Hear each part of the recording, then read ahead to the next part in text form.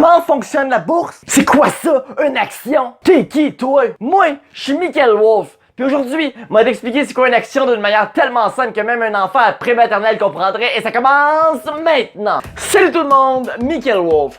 Si t'es intéressé par le développement personnel, la séduction et la confiance en soi, ben tu es au bon endroit. Abonne-toi dès maintenant. Bon, premièrement, on va inventer un personnage qui s'appelle Roger. Roger s'est créé une compagnie qui vaut, admettons, 100$. C'est une petite compagnie. On va dire qu'il construit des coupe-ongles. Il fait un peu d'argent, mais il aimerait en faire pas mal plus. Mais pour en faire plus, il faudrait qu'il s'achète du nouveau matériel, des nouvelles machines, peut-être même un employé pour l'aider, mais ça, Roger, il a pas l'argent pour ça. Ben c'est là que Roger a eu une idée de génie. Il s'est dit, Colin, m'a vendre des parts de ma compagnie. En ce moment, ma compagnie vaut 100$. Fait que je vais la diviser en 100 parties égales de 1$. Moi, je vais me garder 51% des parties, donc 51$.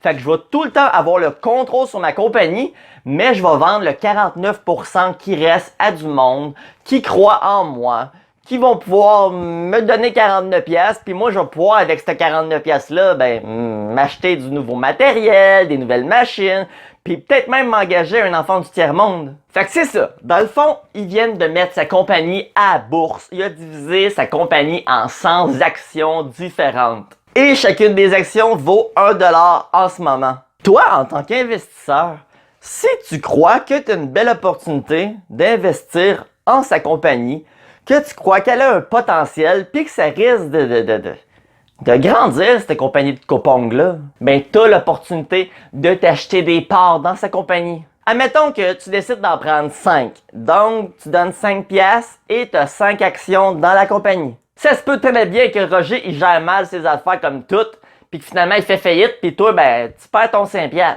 Mais admettons que Roger, il gère ses affaires, puis il en vend du coupe-ongles. Puis au bout de quelques temps, sa compagnie de 100$ s'est rendue qu'elle vaut 200$. Donc, il a doublé la valeur de la compagnie. Toi aussi, ta part de 5$ s'est rendue qui vaut 10$ parce que chaque action a doublé. Toi, en tout temps, tu peux décider de vendre ton action. Mais quand tu veux vendre ton action, il faut que quelqu'un d'autre veuille l'acheter.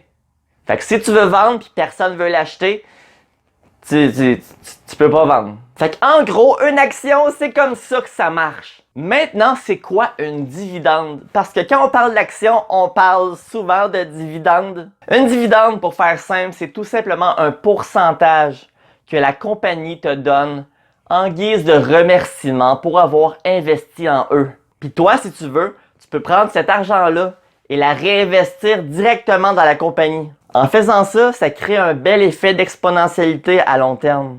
Mais bon, ça c'est la compagnie qui décide si oui ou non elle veut donner des dividendes à ses actionnaires. Ils ont entièrement le droit d'en donner 0, 1%, 2%, 3%. C'est eux qui décident. Il y a même des compagnies qui donnent jusqu'à 20%. Puis ça, une dividende, admettons c'est 5% de dividende, tu vas avoir 5% durant l'année.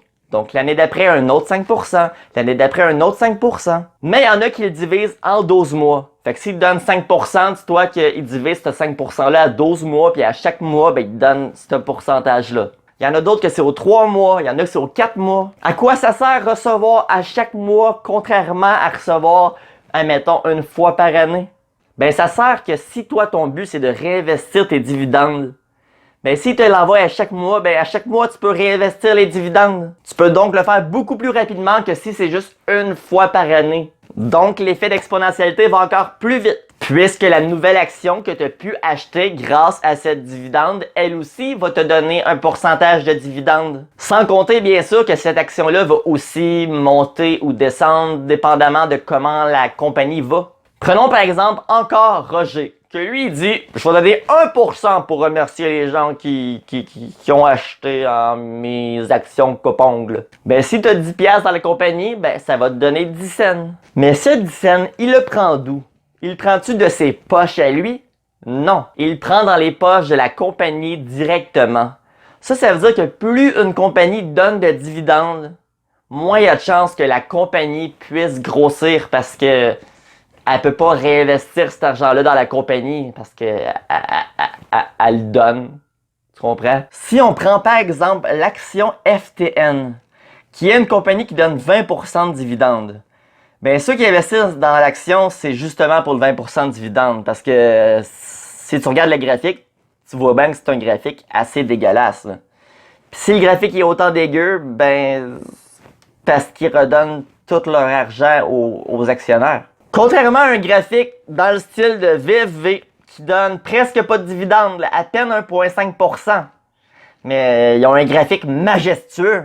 Fait que c'est ça, une action, c'est ça, une dividende. Si t'as des commentaires, ben lâche-toi lousse, tu peux même me blaster si j'ai dit de quoi qu'à ton avis ça fait pas l'allure.